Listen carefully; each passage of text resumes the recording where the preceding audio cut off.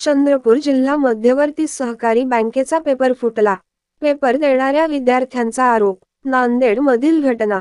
चंद्रपूर जिल्हा मध्यवर्ती सहकारी बँकेतील विविध पदासाठी आज पेपर घेण्यात आला। नांदेड मध्ये देखील किवरा या शाळेत परीक्षार्थींना सेंटर देण्यात आले होते। पेपरसाठी सकाळी 10 ते 12 अशी वेळ निश्चित होती।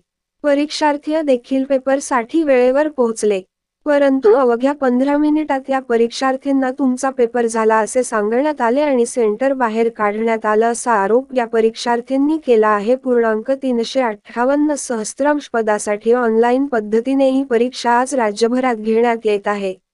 एका खाजगी कंपनीद्वारे ही परीक्षा घेण्यात येत असून यामध्ये मोठा भ्रष्टाचार होत असल्याचा आरोप विद्यार्थ्यांनी केला आहे।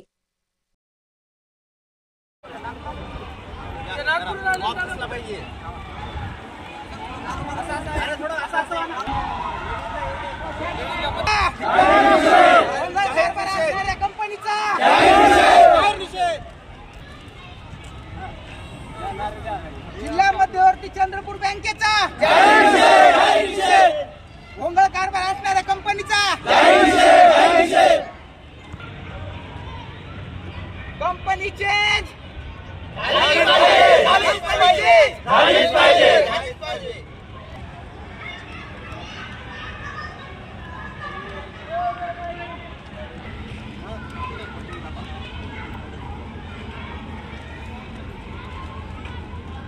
सर, आज दिनांक 21 तारखेला सकाळी मॉर्निंगची शिफ्ट होती चंद्रपूर डीसीसी बँक म्हणून ते एक्झाम देण्यासाठी नांदेड येथील आयक्रा इंटरनॅशनल स्कूलला आम्ही प्रेझेंट झालेला आहे। योग्य वेळेत प्रेझेंट झालेला असून आमची जी काही बायोमेट्रिक प्रक्रिया आहे ती प्रक्रिया पूर्ण होऊन एक्झाम सेंटर मध्ये बसले असता अचानकपणे पेपर वगैरे सोडत असताना क्वेश्चन जे अॅक्युरेट क्वेश्चन आहे शाश्वती असलेले त्या क्वेश्चनला आम्ही जर क्लिक केलो तर थोड्या वेळात ते क्वेश्चनचे आन्सर खालीवरी होत आहे पुढे जात असताना। आणि हे एक प्रकारचा हॅकरचा प्रकार आहे, पेपर फुटल्यासारखा असं म्हणजे मत आहे। आणि दुसरी गोष्ट अशी आहे की पेपर चालू असताना 15 मिनिटात सिस्टीम बंद होते आणि इथले कर्मचारी बोलतात की तुमची एक्झाम पोस्टपोन झाली। तर आम्ही पोस्टपोन झाली आहे कशावर ग्राह्य धरू? आमची तर बायोमेट्रिक झालेली आहे, म्हणजे याचा अर्थ असं ग्राह्य धरलं जातं बायोमेट्रिक झाली म्हणजे एक्झाम झालेली आहे।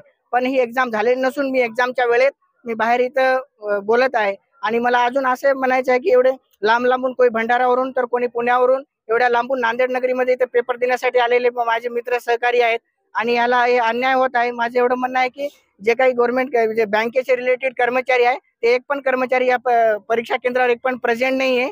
आणि दुसरी गोष्ट जे महाराष्ट्राचे आपण म्हणतो की देवेंद्र फडणवीस सीएम आहे आणि याला सुज्ञ सीएम म्हणून आपण महाराष्ट्राची जनता त्याला निवड करून दिली आणि त्यांचं पण याच्यावर लक्ष घालायला पाहिजे त्यांनी पण, एवढी माझी मागणी आहे।